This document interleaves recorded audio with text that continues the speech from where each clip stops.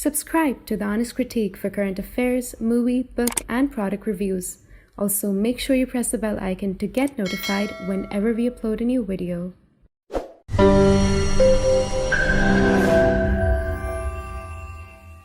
The views, information, or opinions expressed during the video series are solely those of the individuals and do not necessarily represent those of The Honest Critique and its employees. The following video contains strong language which may be offensive to some viewers. Viewer discretion advised. So hello and welcome to a very special episode we're recording today. I'm delighted to be joined by Brigadier General Dr. Ephraim Lapid, former Israeli Senior Intelligence Officer. So thank you so much, sir, for taking your time and speaking to us.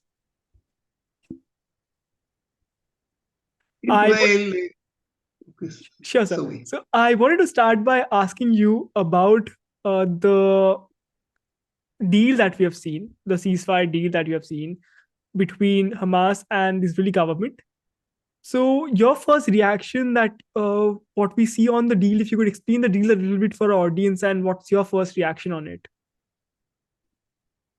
Israel faced these weeks one of the very tragic periods in its history and in the history of the conflict between the Palestinians and Israel. It started on October 7th with the really brutal operation from Gaza Strip by the terrorist organization Hamas, which is sponsored by Iran. They kidnapped more than 230 Israelis, kids, women, adult and Syrian senior persons, and they still keep them in captivity, and they killed more than 1,200 Israelis on one day. It was the worst day in our history of 75 years, like more or less like India, the history of independent Israel. And now, after a very intensive negotiations process with the United States, with Qatar, with Egypt, we hope, I repeat that we hope that we succeed to start this deal of exchange of people from both sides. Sure, sir. And how do you think this deal that there will be a temporary ceasefire will affect the war and the IDF will the IDF continue its effort in Gaza later on after the ceasefire is over and the hostages secured? Will the IDF still continue to its operation in the southern Gaza, and what will happen to the areas that is under the control right now in the northern Gaza? The deal from the Hamas point of view is in order to get the interest of a ceasefire, even a contemporary, few days of ceasefire, not a permanent ceasefire. Israel is still in its ambition to destroy the military and the governmental abilities of Hamas. We cannot destroy, of course, the ideology of extreme Islam Hamas, but at least to secure our border.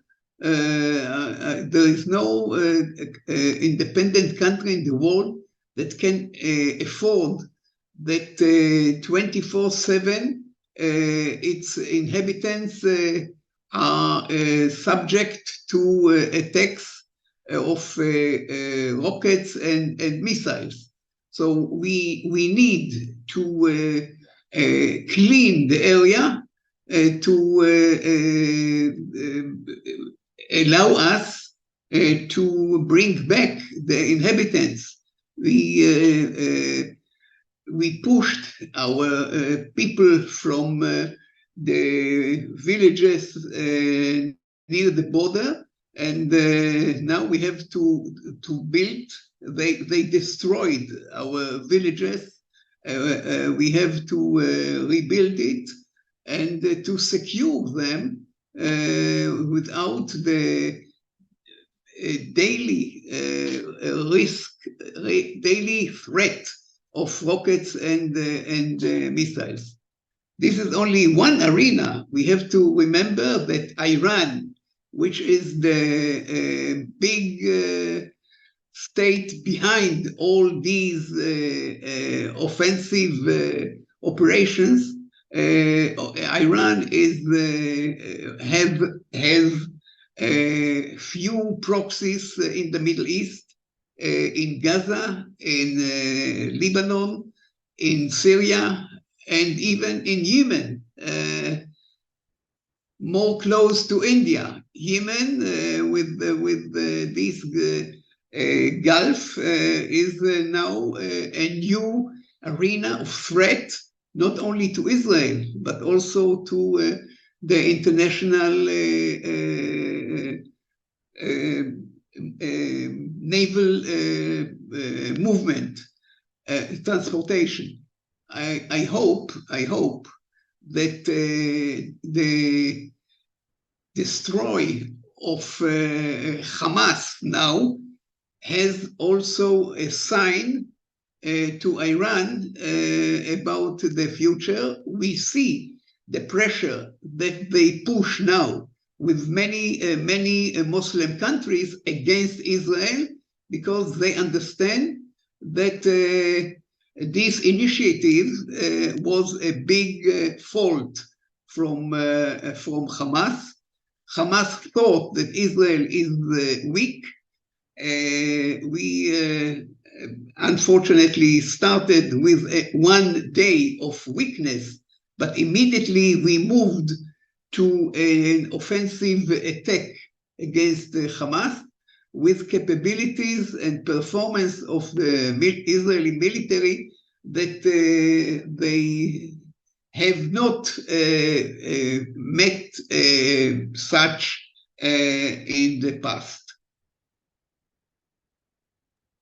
And right after the deal is secured, and we have seen a certain amount of Iranian incentive as well in the deal, that does Iran benefits anything from the deal?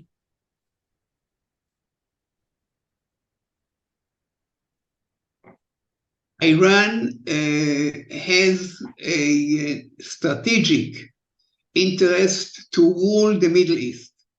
Although Iran is on behalf of the minority in Islam, the Shiis are only 15% of the Islam world, but they want to rule. It's and if you want, some decades of a march of Iran to rule the Middle East. Their component were in the past Turkey and Saudi Arabia and Egypt,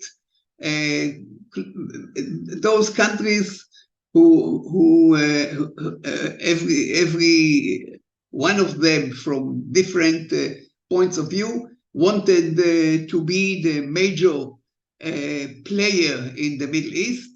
Iran wanted to change the game, and they did it by few proxies in Lebanon, in Gaza, in Syria, in Yemen. Now we destroy one of their proxies, the Hamas in Gaza, and it has, and I'm sure it will have, an impact not only in Gaza, but also on the others.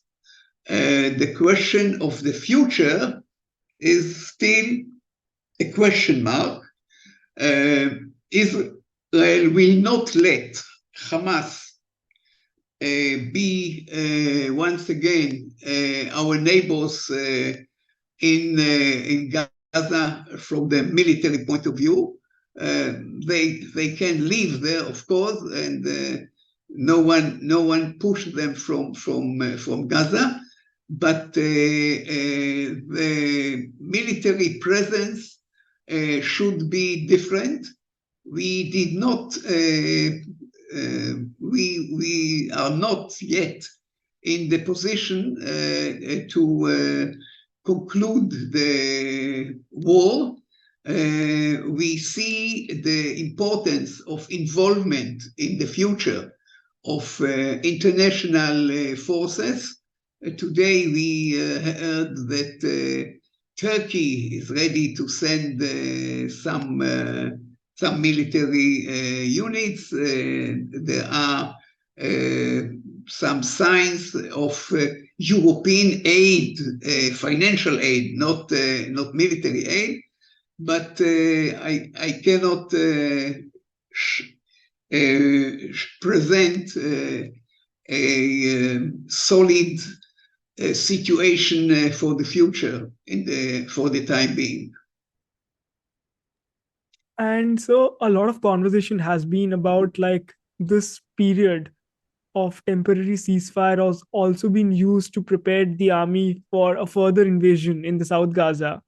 And it's just to secure the hostages and end probably what looks like a humanitarian situation in Gaza, address that, and have a much more better strategy to invade the southern part in the due course of time. Do you perceive that as also reason why this ceasefire or Israel might have accepted this ceasefire?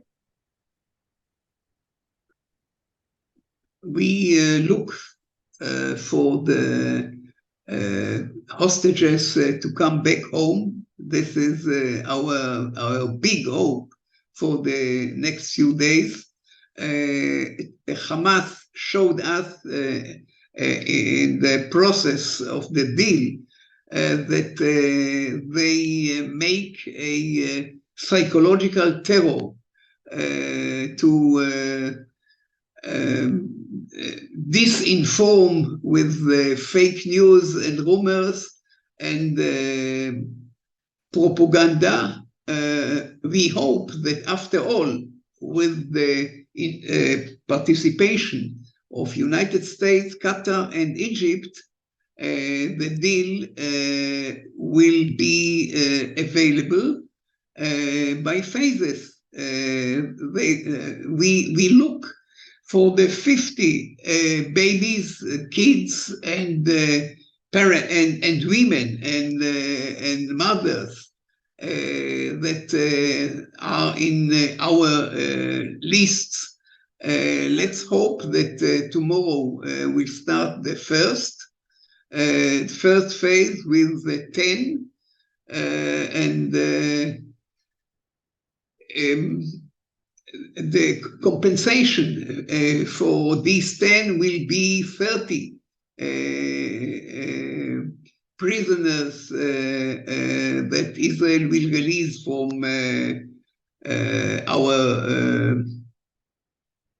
our side.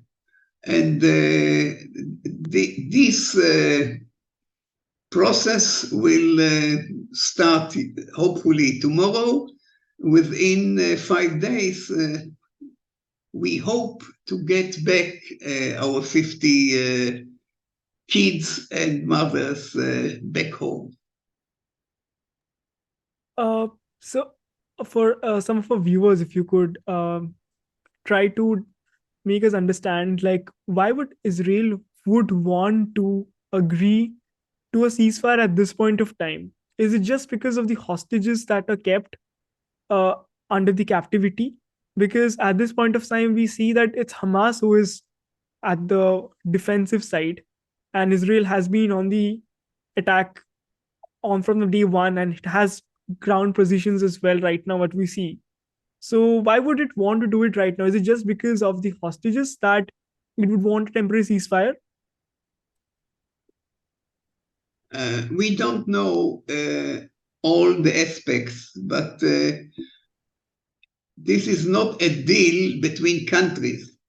In the past, in the previous wars in the world, when the war was between countries with involvement of the International Red Cross, the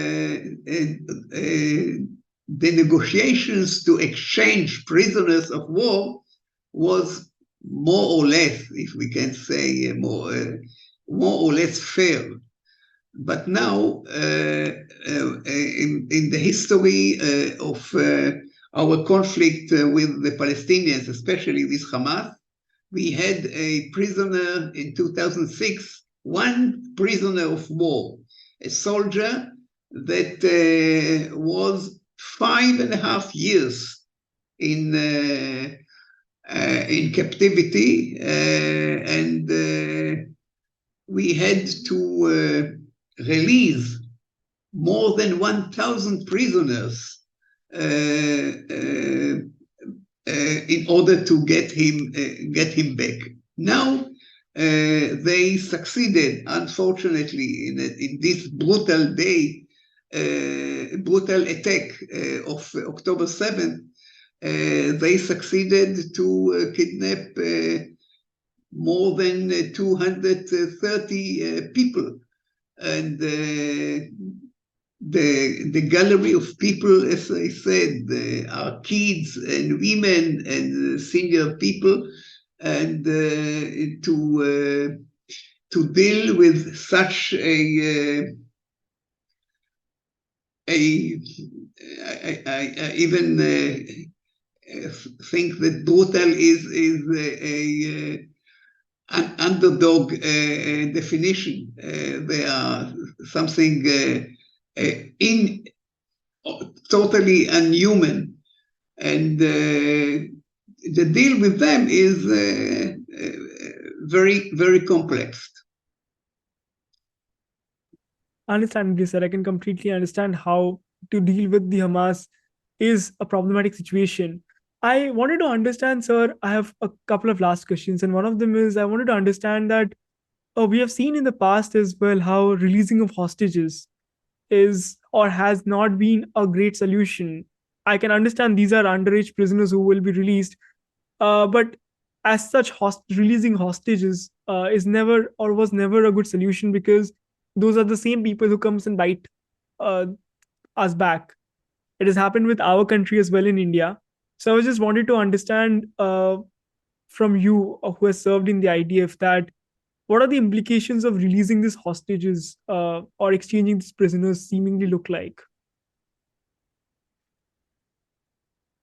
The situation that the hostages were in Gaza for the time being is unknown. We will hear tomorrow some of the details, not from all of them, only tomorrow we get only 10. So I think that in the near future we will know how bitter and tragic was the behavior of Hamas toward these hostages.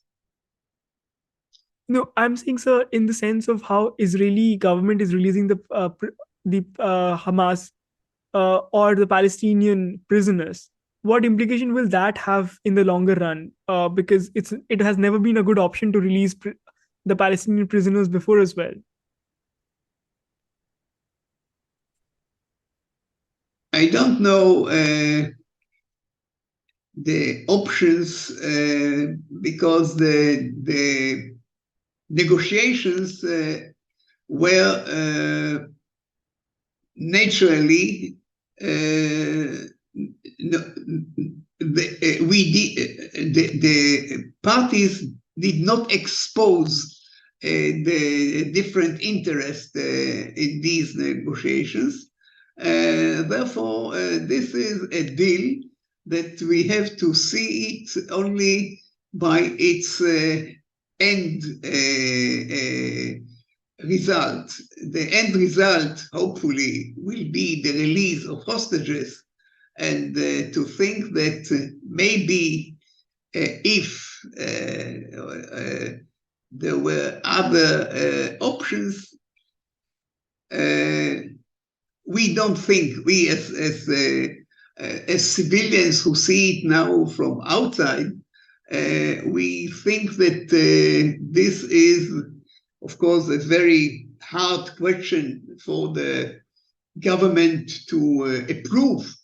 But the fact that they approved the deal means that they understood that there were no other better options.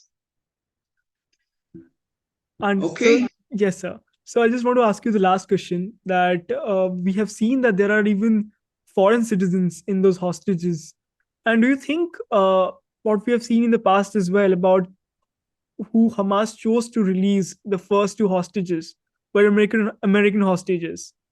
Do you think there will be some distinctions made based on the Israeli citizenship and international pressure to negotiate these releases on what we see the hostages coming out in the few days?